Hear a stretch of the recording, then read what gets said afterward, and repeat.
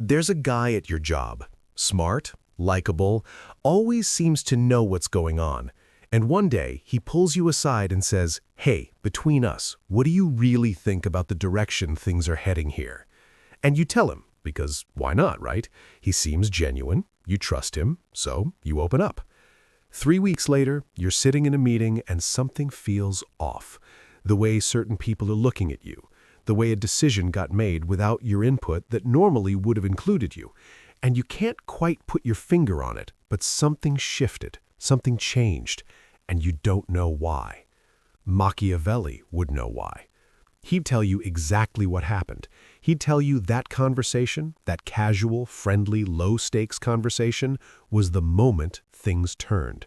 Not because the guy was evil, not because there was some big conspiracy, but because you answered a question you should have never answered.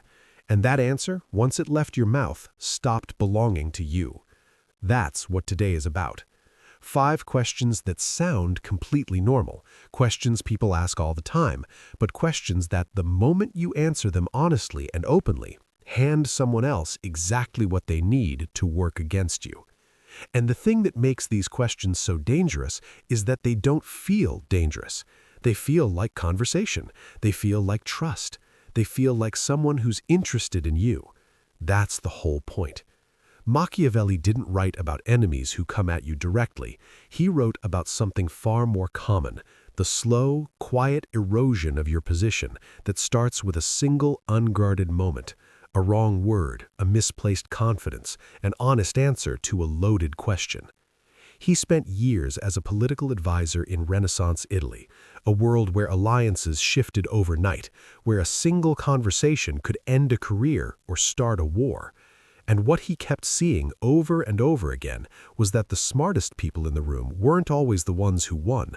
The ones who won were the ones who understood that every conversation is also a transaction, and that not every question deserves a full, honest answer, no matter how innocent it sounds.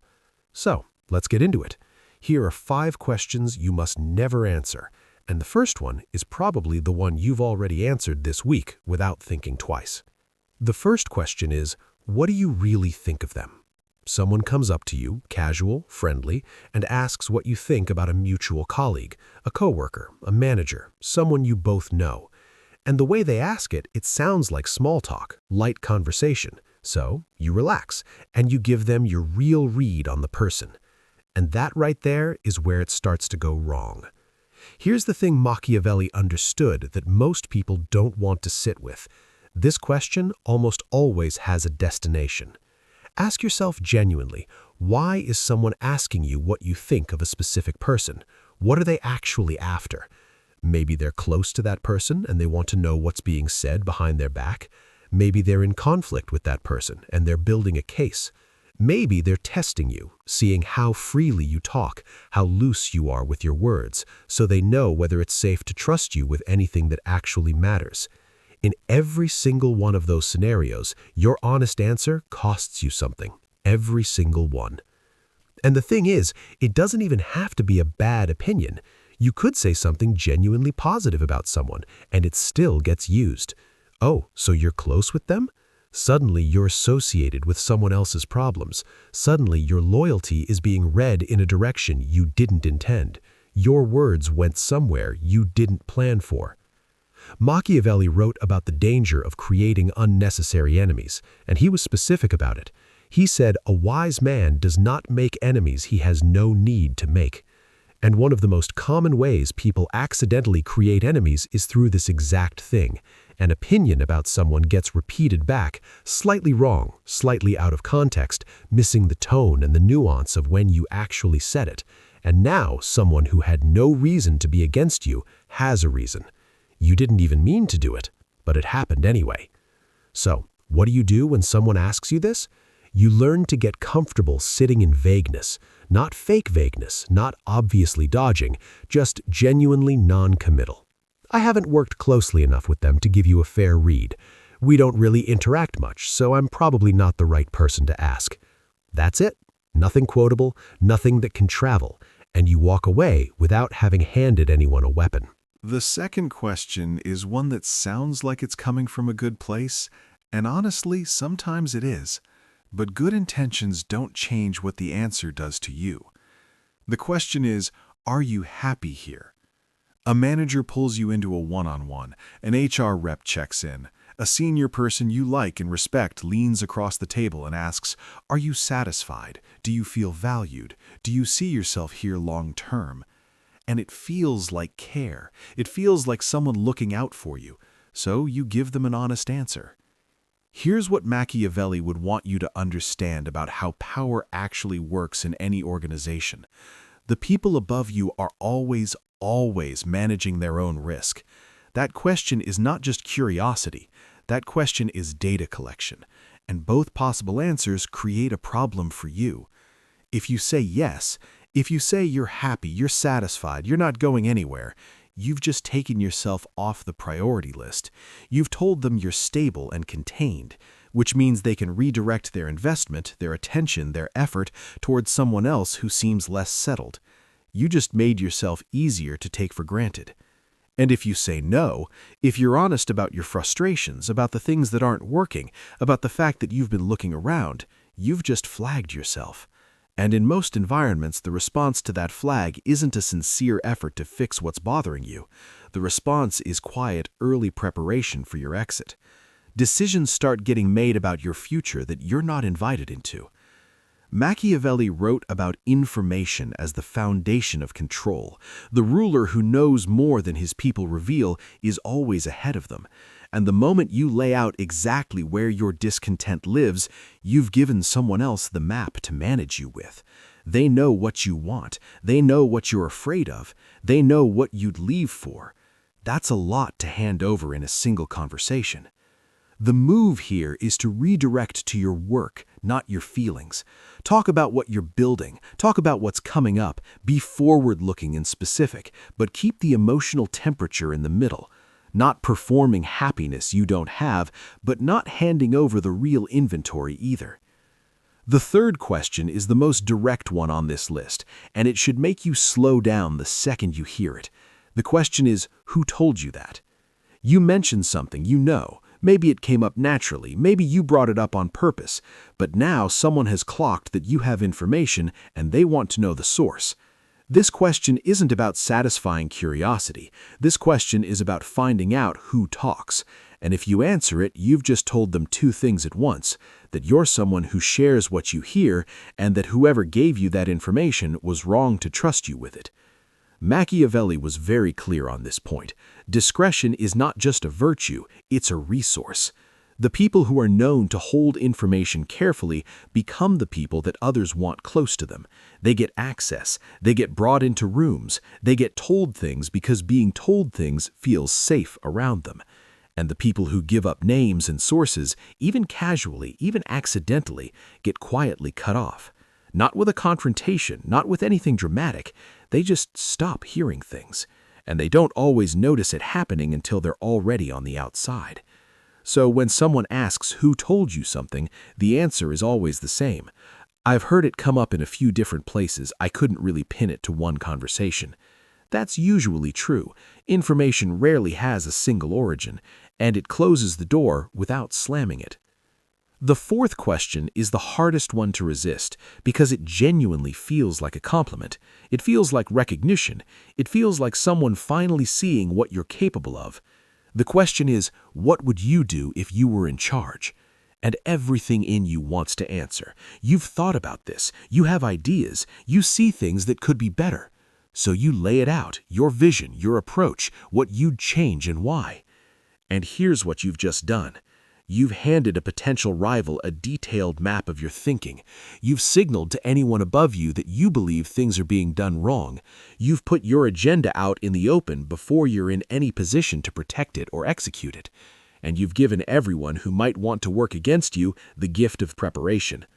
Machiavelli was direct about this to the point of being blunt. He said the prince who announces his intentions gives his enemies the time to build their defenses. Surprise, in any competitive environment, in any situation where more than one person wants the same thing, is one of the most valuable things you can have, and you give it up for free every time you talk openly about where you want to go before you're already there. The answer to this question is never your full vision. The answer is a question back. Ask what problems they're actually trying to solve. Ask what they've already tried. Ask where the real friction is. Get information instead of donating it. And if you do share ideas, make them feel like a joint discovery, not a platform you've been building quietly in the background. And the fifth question, this is the one that's easiest to fall into because the trap is baked right into the structure of the question itself. You almost can't answer it without getting caught. The question is, can I trust you? Someone looks at you and asks that directly, and before you've even processed it, the word yes is already coming out of your mouth. Because what else would you say? Hesitating sounds suspicious. Saying anything other than yes sounds like a confession. But Machiavelli would stop you right there. Because this question is almost never asked in a vacuum. It's not casual, it's not small talk.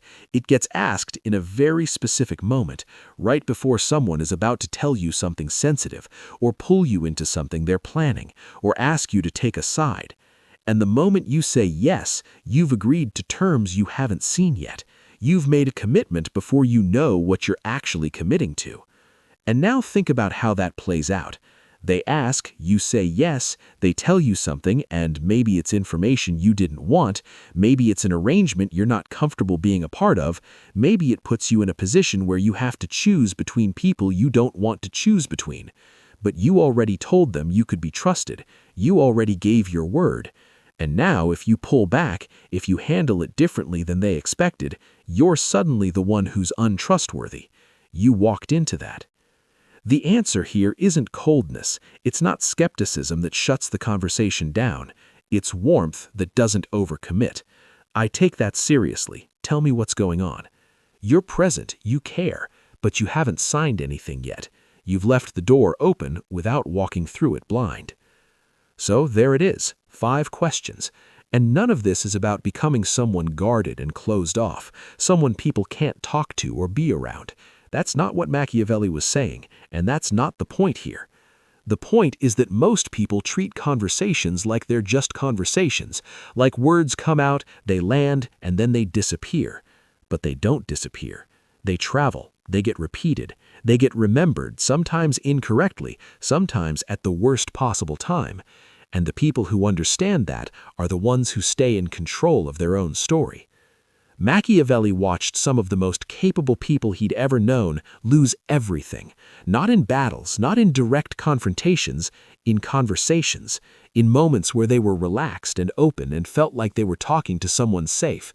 And the pattern was always the same. They answered when they should have asked. They shared when they should have listened. They were honest at exactly the wrong moment with exactly the wrong person.